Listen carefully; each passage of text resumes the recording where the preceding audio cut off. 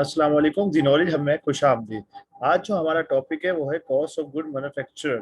Cost accounting से related ये topic है, तो हम शुरू कर रहे हैं कॉस्ट अकाउंटिंग। कॉस्ट अकाउंटिंग के लेक्चर्स हम करेंगे। सबसे पहले हम बताएंगे कॉस्ट ऑफ गुड मैन्युफैक्चर में कौन कौन सी कॉस्ट शामिल होती हैं। उसके बाद हम बताएंगे कि कॉस्ट ऑफ गुड मैन्युफैक्चर का पैटर्न क्या होता है।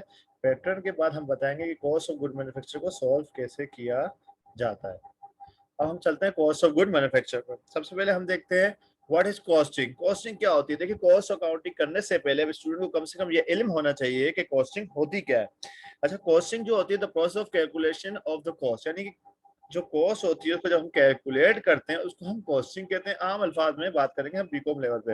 अच्छा, कॉस्ट ऑफ गुड मैन्युफैक्चर जैसे अगली लाइन में लिखा हुआ है क्या होता है?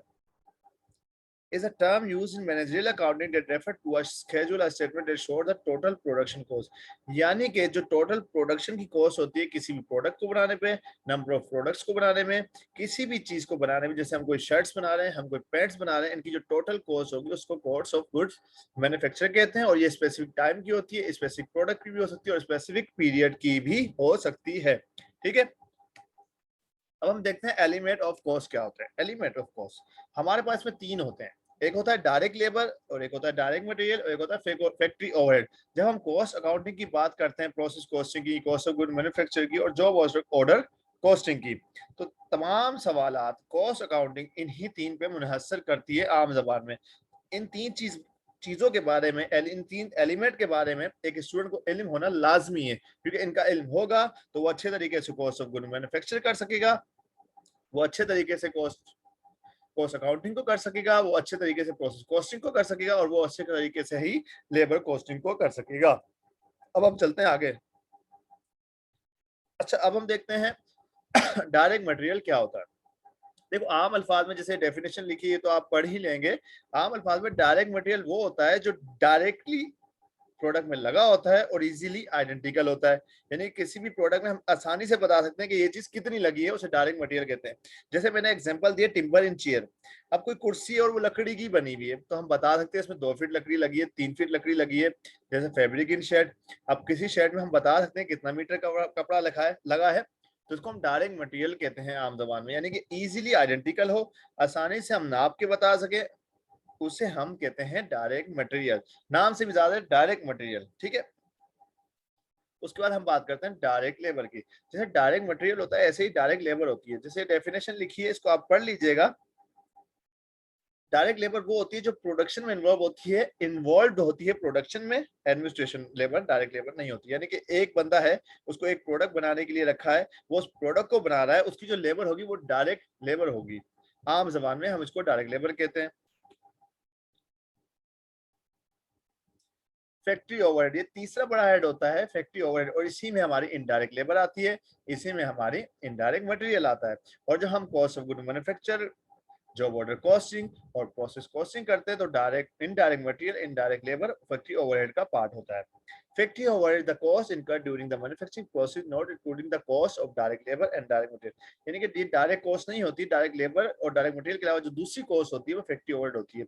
मिसाल के तौर पर बिल्डिंग का रेंट, जिस बिल्डिंग में काम हो रहा है उसे हम फैक्ट्री ओवरहेड कहते हैं। बिल्डिंग की इलेक्ट्रिसिटी, क्योंकि वो पूरी फैक्ट्री पे, वो किसी प्रोडक्ट पे नहीं है, उसे हम फैक्ट्री ओवरहेड कहते हैं। अच्छा, इसमें जो फिक्स ओवरहेड है ना वो बिल्डिंग रेंट है, और वेरिएबल ओवरहेड है इलेक्ट्रिसिटी। फिक्स ओवरहेड क्या होता है? फिक्स ओवरहेड होता है हमारा जो फिक्स रहता है, चाहे हम 10 प्रोडक्ट बनाए, चाहे हम 20 प्रोडक्ट बनाए। मिसाल के तौर पर हमारी एक बिल्डिंग है जिसमें हमारी फैक्ट्री है। अब फैक्ट्री में हमारे एक महीने 10 प्रोडक्ट बने, मगर बिल्डिंग का रेट 1 लाख रुपए, हमें 1 लाख देना है, फिक्स है। दूसरे महीने हमारे 30 प्रोडक्ट बने, मगर बिल्डिंग का रेट 1 लाख है, हमें 1 लाख देना है, फिक्स है। तो इसे कहते हैं हम फिक्स्ड ओवरहेड। दूसरी जानिब होता है वेरिएबल ओवरहेड। वेरिएबल ओवरहेड क्या होता है? यानी कि वो प्रोडक्ट वाइज वेरी करता है। देखिए, अब हम 10 प्रोडक्ट बना रहे हैं, उसके लिए मशीन चली तो उतनी इलेक्ट्रिसिटी लगी ना, तो वो इलेक्ट्रिसिटी वेरी कर गई। अगर हमने 20 प्रोडक्ट बनाया या 30 प्रोडक्ट बनाया, इलेक्ट्रिसिटी ज्यादा लगी तो वेरी कर गई। यानी कि variable overhead product wise, job wise और काम के हिसाब से वेरी करता रहता है, कम तो होता है, ज्यादा होता है। जबकि फिक्स ओवरहेड एक वैल्यू, कांस्टेंट वैल्यू पर रहता है, यानी कि कम ज्यादा नहीं होता वो आम जबान में। उसके हम करते हैं फैक्ट्री ओवरहेड। देखिए, इनडायरेक्ट मटेरियल होता है, इनडायरेक्ट लेबर होता है। अच्छा, इनडायरेक्ट मटेरियल क्या होता है? जैसे हमने पढ़ा डायरेक्ट लेबर और डायरेक्ट मटेरियल हमने पढ़ा था। डायरेक्ट मटेरियल क्या होता है? अच्छा, डायरेक्ट मटेरियल हमने पढ़ा था इजीली आइडेंटिकल हो प्रोडक्ट में, जबकि इनडायरेक्ट मटेरियल क्या होगा? जो इजीली आइडेंटिकल नहीं होगा आम जबान में। जैसे टूल और फ्यूल, देखें अब एक टूल्स है, एक स्क्रू ड्राइवर है, 3-4 लोग उसको यूज कर रहे हैं, मगर वो मटेरियल तो है मगर आइडेंटिकल नहीं है ना कि कितनी देर पे स्क्रू ड्राइवर से, एक स्क्रू ड्राइवर से कितने स्क्रू का टाइट किए, फ्यूल जनरेटर चल रहा है और मशीन में फ्यूल लगा हुआ है, जो जिस मशीन पे सिलाई हो रही है उस मशीन में जो ऑयल डलता है वो, तो ये इनडायरेक्ट मटेरियल होता है। इनडायरेक्ट लेबर क्या होता है? Administration cost. जैसे कि अब हमने 25 लेबर हमारी कंपनी में काम कर रही है, आपको पता है ये लेबर होती है कंपनी में, एम्प्लॉयज होते हैं कंपनी में, अच्छा उनके ऊपर एक एडमिन रखा हुआ है, एक मैनेजर रखा हुआ है जो उनको देखता है। अब वो डायरेक्टली उसकी लेबर प्रोडक्ट के साथ इंक्लूड नहीं है, हम उसको पहचान नहीं सकते कि किस प्रोडक्ट के लिए, वो सबको देख रहा है, सब लेबर को गाइडलाइन दे रहा है, तो वो होता है इनडायरेक्ट लेबर। ठीक है, प्राइम कॉस्ट। अच्छा अब हम बात करते हैं प्राइम कॉस्ट की। जब हम कॉस्ट ऑफ गुड मैन्युफैक्चर बनाएंगे तो उसमें हम देखेंगे प्राइम कॉस्ट क्या होती है, यानी कि कैसे कैलकुलेट होती है। अब प्राइम कॉस्ट है total direct cost of production including raw material and labour, यानी कि जो डायरेक्ट कॉस्ट होती है ना, जो दोनों डायरेक्ट कॉस्ट होती है, दो किस्म की डायरेक्ट कॉस्ट होती है हमारे पास, लेबर एंड मटेरियल, उन दोनों को हम प्लस कर दें तो हमारी प्राइम कॉस्ट आ जाती है। कभी भी आपसे कोई सवाल पूछे प्राइम कॉस्ट क्या होती है और आपको डायरेक्ट लेबर दियो, डायरेक्ट मटेरियल दिया, उनको प्लस कर दें।